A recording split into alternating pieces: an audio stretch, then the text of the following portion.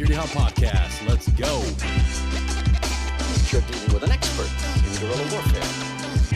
With a man who's the best. With guns, with knives, with his bare hands. A man who's been trained to ignore pain, ignore weather, to live off the land. Job was to dispose of enemy personnel. To kill. Period. Win by attrition. It's just great having that warm up though, and it's understanding that like Deke, like you're onto something. You're onto something, and I've been searching for an organization like yours to bring and highlight. And there was a few other people, and after the show, I can share some information, try to connect you, because I think what our veterans truly need is more exposure to the outdoors, more exposure into actually living life rather than more pharmaceuticals, and, you know, in conjunction to talk therapy. So, Deke, thank you for joining me today. Security Halt podcast. This is your episode, my man. Let's kick it off, man. Like, tell me about your experience as a veteran. Hey, well, thank you so much for having me. This is such an honor and privilege. And, well, my experience as a veteran, I got out in 2012. I spent 10 years in the Army and did a couple deployments to Iraq. Wasn't as cool as you. I was never in group or anything like that.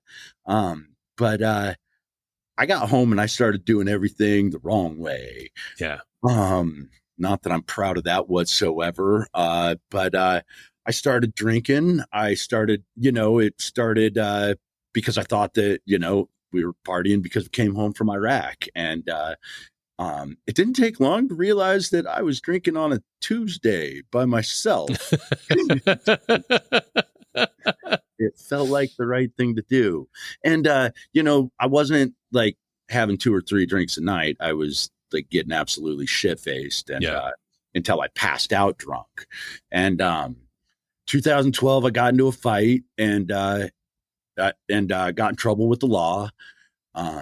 2014, my drinking continued, and and just not being able to be man enough to say, hey, I have a problem, or listen to that little voice inside me that was telling me the whole time that I had a problem. But nobody wants to admit that crap, especially when it comes to alcoholism or any kind of like substance abuse or anything.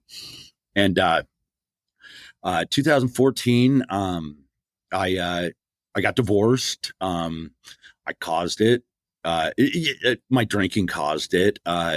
Just not willing to, once again, just not willing to accept help, not willing to listen to anybody, even though everybody was screaming at me that I needed help and everything. I just started spiraling. I knew that I had an issue, or I knew that I had a drinking issue or whatever, but I didn't know that anything else was going on with me. And even though people were telling me I had PTSD, I honestly thought that, back then, I thought that people were using that as a crutch to get disability benefits from the VA. And I didn't. In 2017, a couple things happened to me. I was running the security program for the federal police, and I'm out of the military at this point. And one of my employees ended up murdering his spouse, which just kind of threw my world into a whole lot of shit. And then I also went to Panama for a wedding, and in February of 2017, and what was supposed to be a fun time and everything. Where we were at, they burn all their trash. And so there were big billows of smoke coming up all over the place. And it was Valentine's Day, and they celebrate everything with like black cat fireworks. So there was pop, pop, pop, pop, pop, pop, pop, pop going off all over the city. And I lost it, man. I absolutely lost it.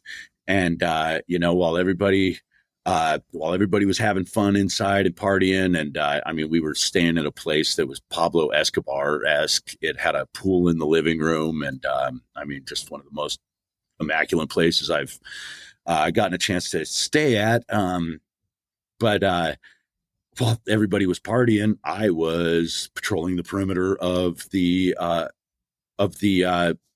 place that we were at. And I was finally able to put two and two together after a little while that the only time I had ever felt fear like this was when somebody was literally shooting at me, when somebody was, trying to kill me. Yeah. And so, just kind of having my team back in Iraq and, the Army and everything, feeling like you can tell people anything. Or, I guess I really just needed some help. I needed my team. I needed my people around me or whatever. And so we were with a group of about 14, 15 people, all civilians. And I told them what was going on. I said, hey, guys, I don't know exactly what's going on inside of me, but I think I'm having flashbacks. Just like I said a second ago, the only time I've ever felt fear like this was when somebody was trying to kill me. And that was not the right thing to tell that group because they lost it. Oh, no.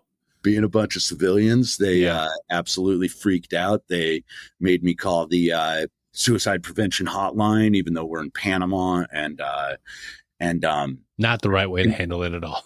No. And I can only speak from my experience with that, but it was absolutely worthless. The person that I got on the other side of the line, I mean, he made things worse. He didn't know what to do. It was like, oh my gosh, I've got a live one. And, while I'm me, the person, I'm in crisis and I don't know what the hell is going on. And while I was outside calling the suicide prevention hotline, everybody inside, they snuck out the back and they went and stayed elsewhere. They left me home alone to go do whatever I was going to do. And so luckily my girlfriend at the time, she stayed with me and she made sure that nothing happened to me. We still had a couple days left in the trip.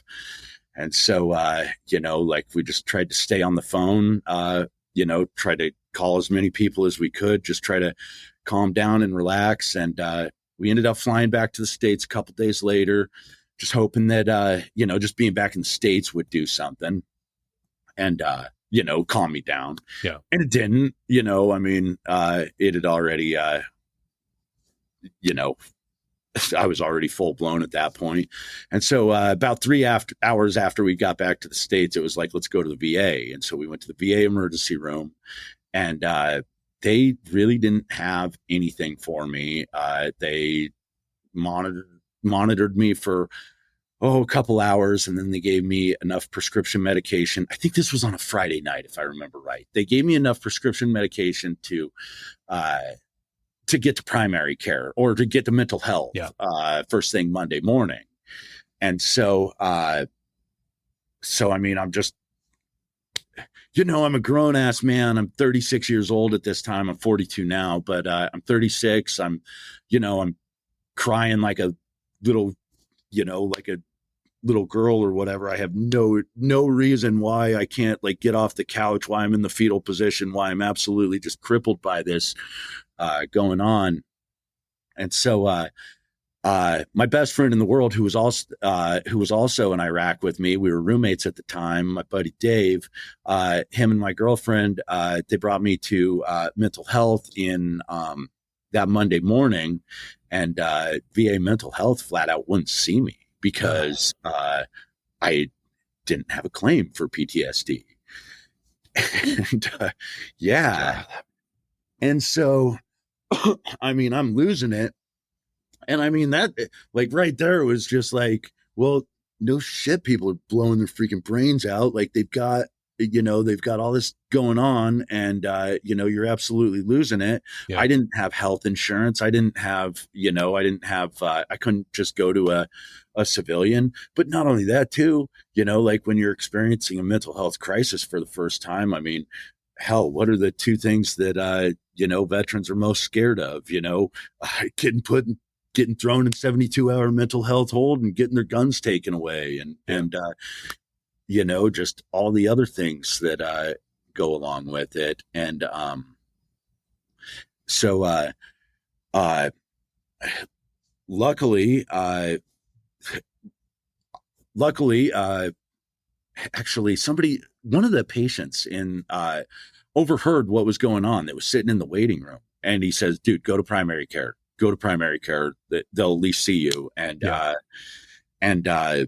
so sure enough, I made an appointment with primary care. It was like a couple weeks later, but I was able to walk in the door, and, there was one amazing VA doctor, Rebecca Almeida. This lady saved my life. She just started doing her normal checkups and everything, and going over questions. And she finally got to the question about PTSD, and I just lost it. I just started crying, just nonstop. And her nurse knocked on her door every 30 minutes when her appointment showed up, and she just said, cancel it. And I sat in her office for probably 4 or 5 hours, and until the end of the day, and she had to go home. And that's a great provider right there, man. Oh my gosh, yeah. So she continued to see me just like every other week, just until I could get some sort of help. And it finally took 8 months to walk through the door of mental health at the VA. And once I was finally able to walk through the door of mental health, then all of a sudden, they give me some mental health provider, therapist that, this lady's got a different color hair every time I see her. She's 22, 23 years old, fresh out of college. Yeah. And first thing we do is we've got to work on a safety plan. And it takes us 10 weeks on top of this 8 months that I've already waited, to come up with our safety plan. And finally, after week 10, I finally lost it on her. And I was like, when are we going to start working on anything? Like, I'm having active flashbacks here. Like, I'm losing it. I can't function. And so finally we start working on it. And it took about 10 minutes to get into the 10 minutes to start getting into my trauma and everything, that I could see the fear in her eyes, that she realized that she was on level 3 as a therapist, and I was on level 76 as a freaking patient. And then they started reducing my I'm sorry, no, you're good. Here at Security Halt, we are very familiar with that. This episode is brought to you by TBI. TBI, you're welcome for GWOT. Dude, don't worry about it. Don't even apologize. There's so many times that I've experienced the same thing. And in the back of my mind, if you are listening and you've seen my YouTube videos, you can probably realize the look in my face when, like, dear God, I zoned out and I don't remember what my guest was just talking about. It happens to all of us, man. Right? I love that. But it's true, man. Oftentimes, and it's not, look, I get it. Everybody has to graduate and start somewhere. You're a mental health provider, you're eager, and the VA hires a lot of these young providers, but they're not the best. No. You were part of we had the surge in that time period. So the vast majority of our veterans from GWOT, and it doesn't matter what MOS, it doesn't matter what you did.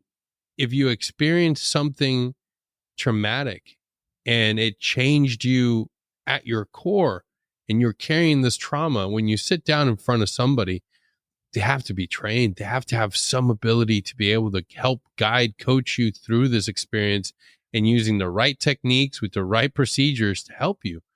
Well, that's it right there. And, like, as I'm going through all this stuff, personally and everything, I just couldn't help but to think over and over and over, no shit, veterans are freaking, they're trying to get it to stop, like they can't get it to stop. And, And then just exactly that, there's so much bureaucracy with the VA. There's so much turnover with the VA. Like I was just about to start saying, they started shortening my appointment times from an hour to a half hour. And then, my weekly appointments started to be biweekly. And then it started to be monthly. And, like when you're going through mental health issues, you don't need help tomorrow, next week, next month. You need help right now. And, like now, if you start reducing appointment times and start scheduling them farther out, it looks great on statistics when the VA sends it up to Washington, D.C. and it says, we're serving 4 times more veterans, but the quality of care has actually dropped dramatically. Everybody gets 15 minutes now. Yeah, absolutely. And after you do your inpatient arrival intake forms, you've got 5 minutes. Absolutely. Yeah. Well, and then not only that, then they're like, all right, let's get into this. And, they make you start talking about some shit that you really don't want to talk about. Yep. And then they're like, well, time's up. Go. Yeah. We'll see you later. We'll see you next month. Yeah. On the way out, please press the button and get your pills. Yeah, exactly. Well, and I mean, now let's talk about that, because I was that veteran that was carrying that, that was taking, 20, 25 pills a day. And I mean, I know a lot of veterans are on even more than that or whatever. And, all that's doing is masking the pain. All it is doing, it is not treating the root cause of the pain whatsoever. Yeah. All it's doing is putting a Band-Aid on it. That trauma is still inside. It's still festering inside. And all it takes is, just like my experience in Panama, just one thing to bring it right back out. It's so true. And it's so true, man. It's for those that haven't experienced it. There's a lot, and we were all there. I've said ignorant things in my youth. I was there as a young man saying this doesn't exist. This is stupid. Whatever. I'm harder. I'm better than this. This isn't going to happen to me. And it's that young man hubris. We all sit there and we all downplay it. We all talk bad about it until you experience that one incident. All it takes is to have that one situation that throws you off your rocker. And then you realize, oh, wait, I'm a human being. Until it runs over you like a freight train. Yeah. And, like me personally, I found out that, there is something so much bigger than me going on right here. And I can't do this myself. I can't do it myself. I can't fight these demons, and, it kills me hearing about all my brothers and sisters that are taking their lives out there. And it sucks getting those phone calls, It's just like, son of a bitch. And, like you can see it, like now that I've experienced it, you can see it in your brothers and sisters. And, that saying about, you can lead a horse to water, but you can't make him drink is, I'm finding that, to be the absolute truth. But, that's why, well, and, I just wanted to say something about medication as well. Like they're putting all of us on medication and they're just masking the pain. But, this medication that they're putting us on, it's not like an aspirin. It's not like something where you just take it and the pain goes away. Oh. This is something that has to build up in your system for, months at a time sometimes. A lot of times that, your doctor doesn't tell you, you can't just quit this cold turkey. You can't, you can't. You have to be weaned off of it. So you've got all these people that are going up on this big medication roller coaster. And then whatever happens, like you just can't get your refill renewed because it's the VA and nothing goes easy, Or if there's a shortage in medication. Absolutely. I experienced that firsthand. Yep. Now you just fell off this medication cliff. And this isn't like an aspirin, like we just said. These are hardcore psychoactive drugs. Yep. Well, what did we all learn? How did we all learn how to cope in the military? With alcohol. And so, and not only that, it's so socially acceptable. And I'm not trying to get on my high horse or anything like that. No, it's true. You're speaking the truth, brother. Oh Keep yeah, going. but alcohol is a depressant, and like you're trying to treat depression with a depressant, and it doesn't work.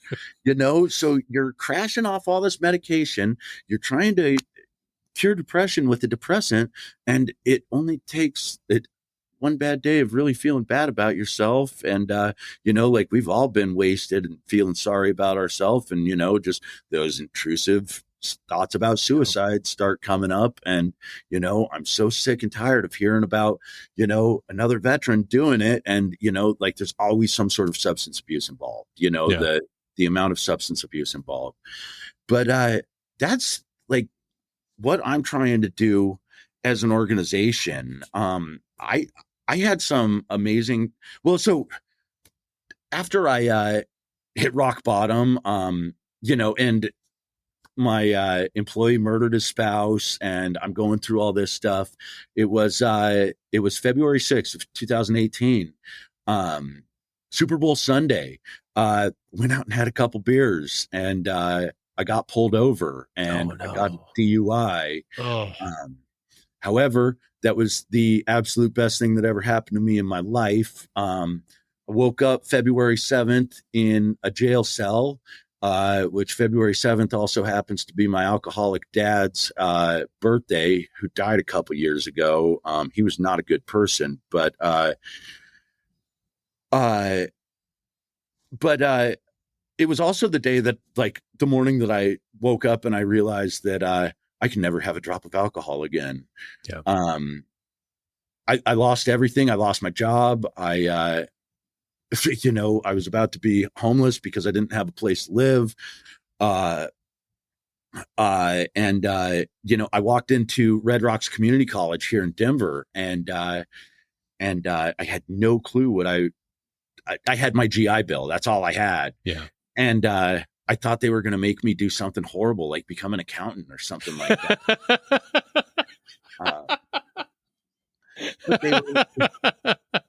But they were like, "What do you love to do, man?" And I'm like, "I love the outdoors." And they're like, "Well, do you want to be an outdoor guide?" And I'm like, "Yeah." And they're like, "Well, have you ever heard about wilderness therapy?" I'm like, "No." And yeah, I did, and I did the same exact thing right there. And I was like, "Wilderness therapy, what the hell is that?" And yeah, they had a whole program, and so I was signed up for it by the end of the day. And so here I am, 36 years old. I'm about to go back to college. I'm experiencing all kinds of things inside that are completely new and foreign. And but like I started going to school, and I started having some incidents. I think a lot of us college, a lot of us veterans do when we're thrown back in with kids and college professors. Oh, I know. Yeah. I'm still in school, and I deal with it every friggin' week. Yes. Yeah. Well, I feel like Billy Madison every day. Yes, absolutely. I had to talk to 6 deans while I was in school. I think I set the record for the college. I don't know if they have any official stats, but I want that record. I want my plaque.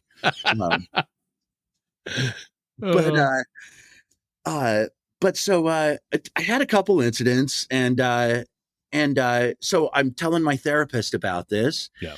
And she's like, "Deke, have you ever been treated for a brain injury before?" She was my therapist for PTSD. Yeah. And I was like, "No, never been treated for it." And she's like, "Well, you've had them, right?" And I was like, "Yeah, I had some blasts go off next to me in Iraq, and not to mention just all this stupid shit that we did when we were drunk, like, kick each other down the stairs in a wall locker filled with pillows because it seems like the right thing to do on a Friday night." Or the stupid. Well, you have Fort Bragg. Maybe Benning. This sounds oddly familiar. Right? Oh. But she turned me on to this place called the Marcus Institute for Brain Health at the University of Colorado Anschutz. And so I called them up. They do their interviews, and they say, "Hey, could you come in and do some testing?" Yeah. And I do. And so right off the bat, they said, "Hey," they're like, "Hey, we're finding that the left side of your brain is no longer communicating with the right side of your brain anymore. The neurotransmitters have been broken in there. And it was like, okay, rad. And they're like, I win, right? yeah. But they were like, when you're walking down a hallway, do you like run into the wall like you're drunk? And I'm like, yeah, but I haven't had a drink since 2018. And they're like, well, that's because your vestibular in your ear was also jacked up and your balance is a foot and a half to the left of the rear. And you know, even like the questionnaires on the forms they made you fill out, you know, I always remember one question was like, are you an impulse buyer? And it's like, yeah, why? Well, come to find out, these are all symptoms of TBIs. Exactly. Yes. And I want to pause right there because this is something that I'm absolutely passionate about, because you don't realize how far you can, as a human being that have lived with this stuff, you adjust to it. You think you're fine. You think you're operating at normal levels, but you're not. And that's one of the hardest things I have when speaking to other veterans and telling them to get themselves checked out. Going to the Marcus Brain Institute, going to all these other facilities, all these other great providers are out there. I'm telling you guys, it's been written, it's been studied. Every single day, I talk about this with somebody, whether it's on this show or one of the other shows that I produce. The signature injury of our GWOT era is traumatic brain injuries. Yes. We think that, I didn't have anything penetrate my head. I didn't get shot in the head. I wasn't involved in an actual IED blast. I wasn't in a rollover. Yeah, that's great. You were a mortarman? Were you an artilleryman? Were you in combat? Did you shoot your rifle? Did you shoot a Carl Gustav? Did you shoot an AT-4? Were you near anything that went boom? Or even then, were you part of a special operations community? Were you part of some operational group that deployed downrange and saw combat? And was your brain rattled at some point? And you have to take account your exposure as a kid. Yeah. In football and wrestling and all those other things. And that's why, like, when you probably never even thought that there was anything wrong with your head. No. Just like all of us. Yeah, absolutely. Absolutely. Until, you know, like I started realizing that none of my friends and family wanted anything to do with me because I was an asshole. And, you know, I would just snap at them for no reason. But that was another thing that was amazing about this Marcus Institute for Brain Health is they were like, hey, Deke, your brain is just like bandwidth with a computer. Normal person has 100%. You have 50%. You operate just fine in the 0 to 50% range. But when you cross over that 50% range, when you start getting overwhelmed, you know, that's when you lose it. That's when easy tasks become hard. That's when you know that you used to be able to do these easy tasks, but it becomes even more frustrating because you can't do it anymore. That's going to be a clip. That's right there. Pause, clip that. That's going to be on social media for an entire friggin' week because guys don't understand. And now on the backside, just like me and anybody else, but you can recall all the times where you're like, holy shit. No wonder when things got a little bit elevated, I was just a fucking asshole. Yeah. Oh, yeah. Heck yeah. Well, and you know, so I went through that Marcus Institute, and this is January of 2020. This is right before COVID. Actually, all of my classes, I went over Christmas break, and so I'm about to go back to school. All of my classes canceled a couple days right before I'm supposed to go back to school. And there was this outdoor industry, small business entrepreneurship certificate that I had absolutely no intention on taking, but all my classes canceled, and it was either figure out something to do for the whole semester or just suck it up and take that class. So I was like, fine, I'm just going to suck it up and do it. And first day of this class, they get in there. It's a business class. So they make you make a fake business. So I made veterans exploration therapy. And it wasn't long after I started getting pulled aside by the instructors saying like, dude, you need to do this. Like we get all kinds of businesses coming through here that there's just no legitimate way that like they don't have funding for it. They don't have anything for it. But like you need to do this. And so, of course, I'm making every excuse in the book for why I can't and telling myself, you know, I can't do it. Yeah, It's not realistic. No one's going to be able to no one wants to do this. Yeah. exactly. And so I said, well, you know what if I just follow along while they're teaching us how to do all these business filings and write business plans and everything? Like, if I just did it for real, and see what happens. And so as I'm going through the semester, I got all the but this is a business class, and it was a nonprofit to start. And then class is over, and I keep telling my friends and everything, I'm going to start this awesome nonprofit up, and everything. But how many of your friends told you they've got this big grand idea and then they never do it? And so it literally started getting to the point where it's like, well, I better put up or shut up, like I've been talking about this for a minute, or whatever. And, so I like I said, I tried to make every excuse for why I can't do it. I literally went out and got a job in the outdoor industry when I got out of school to, I thought I was going to be an outdoor guide. And, I also, used to think that everybody who said that the universe told me to do something, I used to think that they were batshit crazy until it started happening to me. And like every time I turn a corner, somebody would say, well, what if I did this? Would it get you going? Could, would this help out? And it's like, yeah.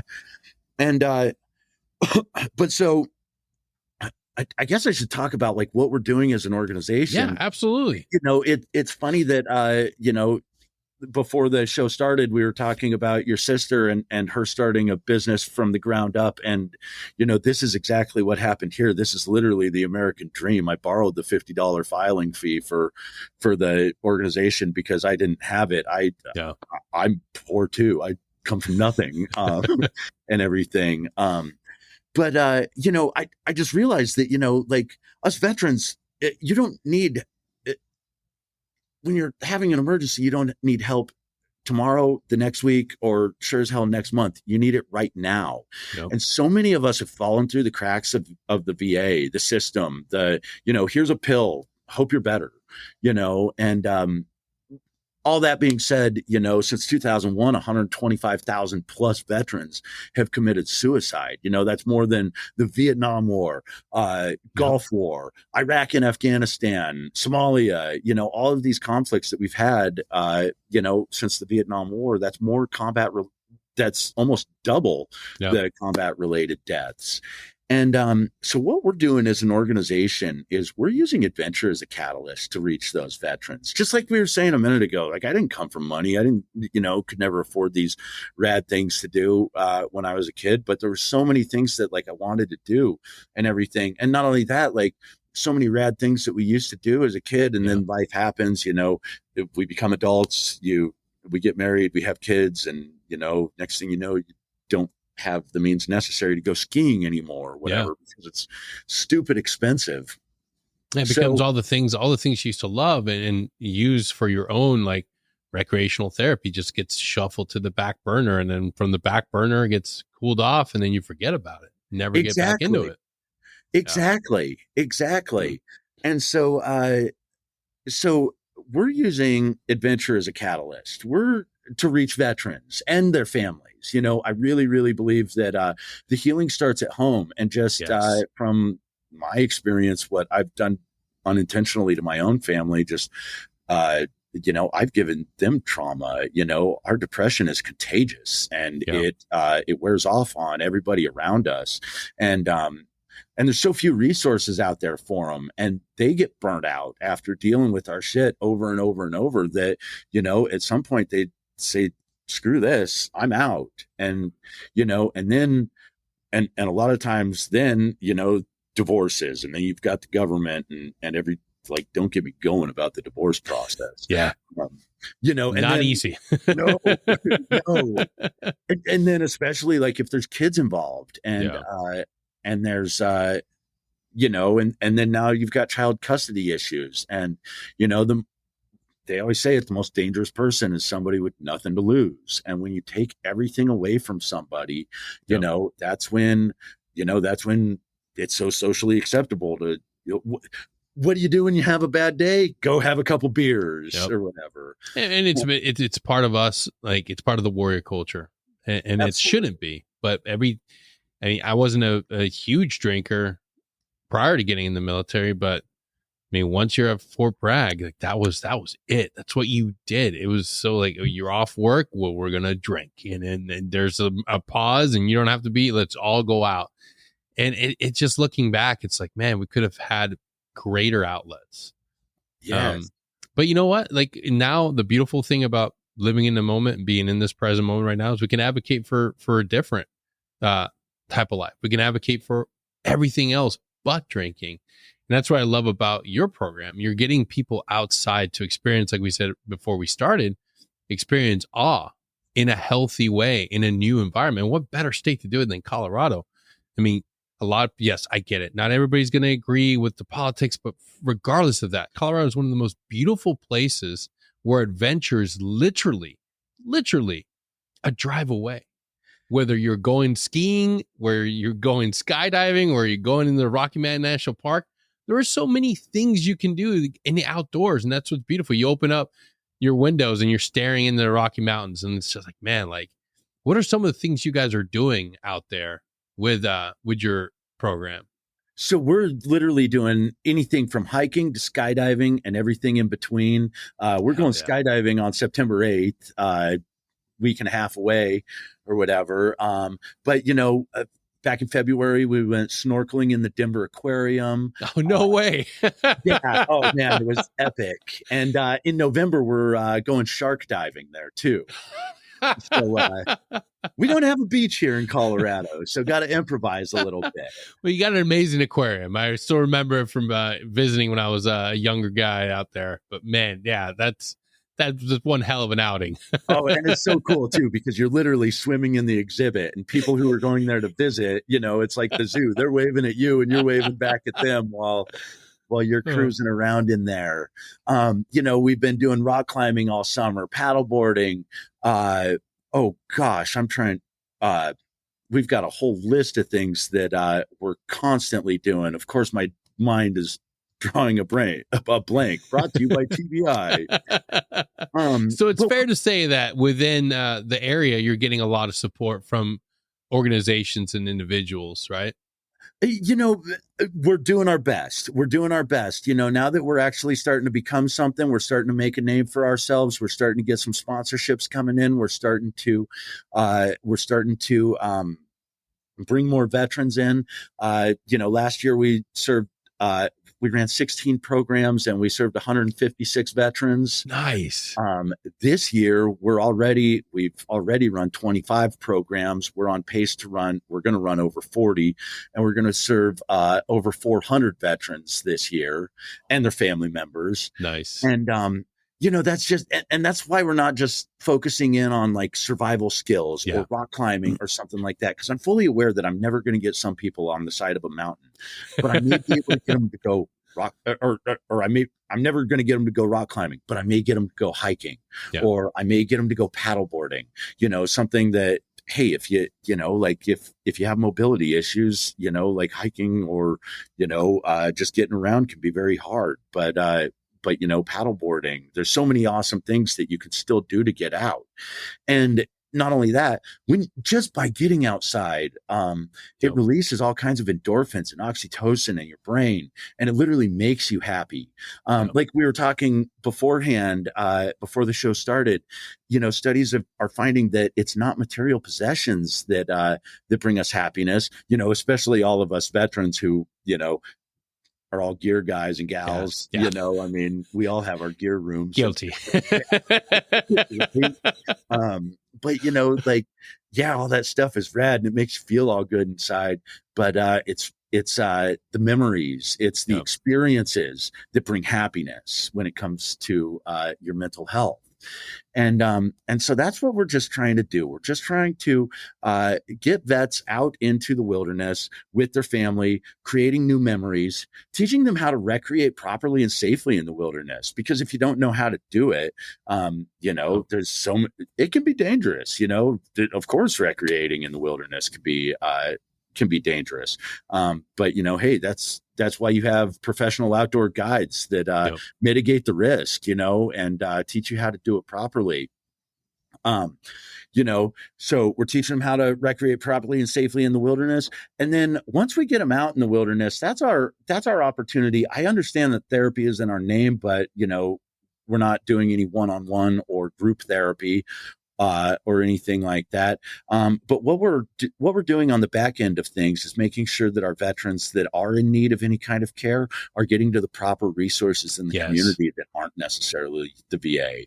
Like for me, it's the Marcus Institute for Brain Health. Those people absolutely changed my life. They can't fix those broken neurotransmitters that were broken. However, they can create new ones, and it's life changing. They're doing amazing work, and they're literally bringing guys and gals back from the brink of death. That's not an exaggeration.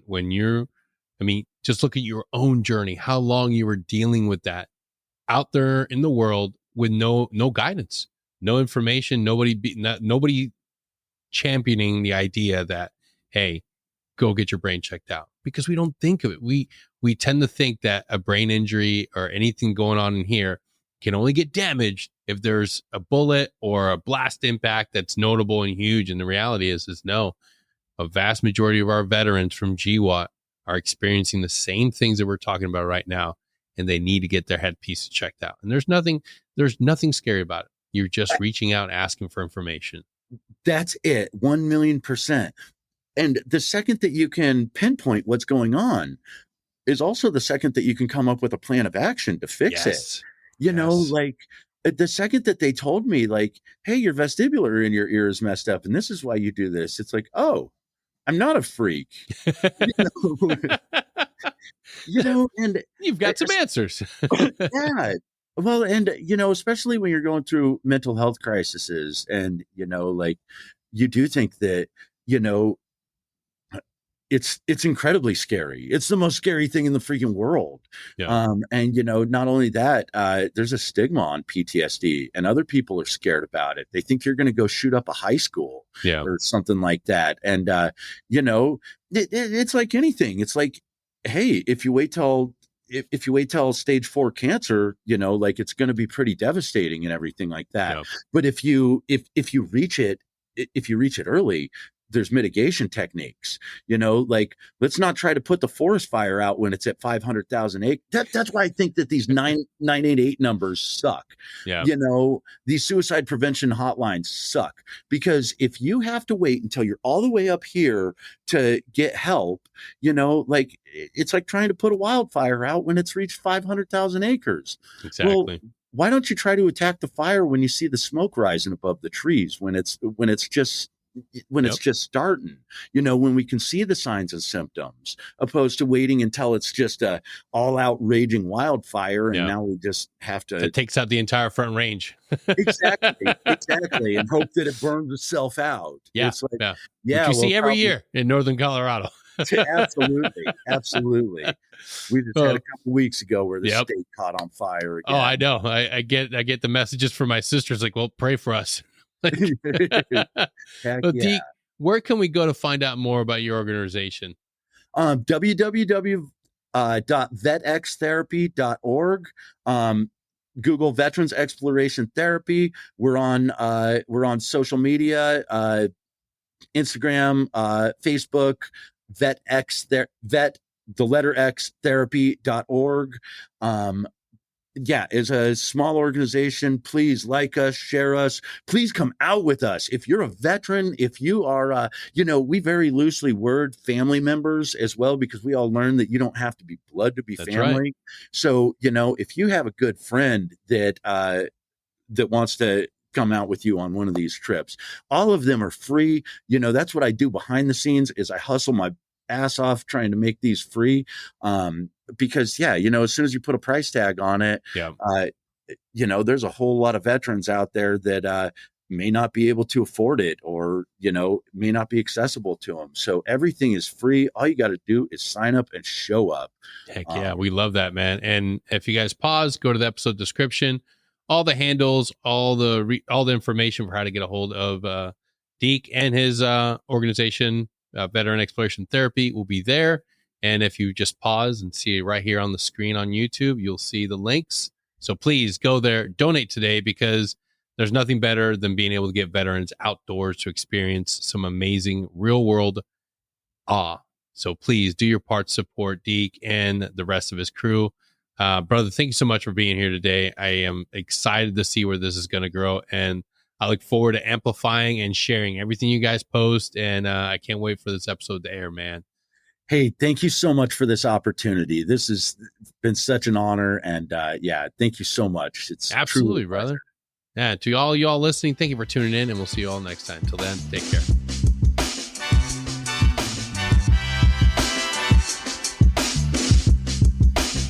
If you like what we're doing and you're enjoying the show, don't forget to share us, like us, subscribe.